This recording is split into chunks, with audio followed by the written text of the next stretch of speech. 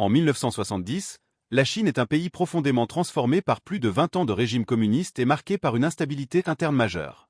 À sa tête se trouve Mao Zedong, dirigeant incontesté qui exerce un contrôle total sur le pays à travers le Parti communiste chinois. À cette époque, la Chine traverse l'une des périodes les plus agitées de son histoire moderne.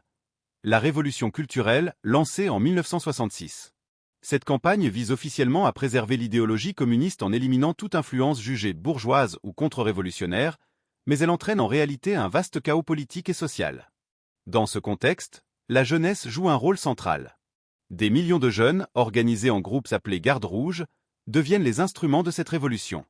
Ils s'attaquent aux intellectuels, aux enseignants et à tous ceux suspectés de ne pas suivre la ligne du régime. Les écoles et les universités ferment, l'éducation est interrompue, et une atmosphère de peur et de dénonciation s'installe dans toute la société. De nombreuses personnes sont humiliées publiquement, emprisonnées ou envoyées de force dans les campagnes pour y être rééduquées. Sur le plan économique, la situation est également difficile. La Chine de 1970 reste un pays majoritairement rural, où la grande majorité de la population vit dans des conditions de pauvreté. L'agriculture domine, mais elle est peu productive, et les pénuries alimentaires sont fréquentes.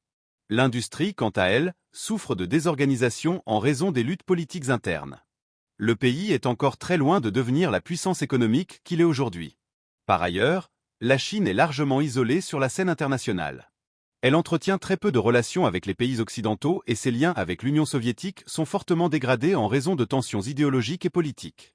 Cette situation place le pays dans une forme d'isolement diplomatique et économique, limitant son influence dans le monde. Cependant, malgré ce climat de crise, des changements importants se profilent à l'horizon. Au début des années 1970, la Chine amorce progressivement une ouverture vers l'extérieur. Un événement marquant survient en 1972 avec la visite du président américain Richard Nixon, qui symbolise un rapprochement historique entre la Chine et les États-Unis.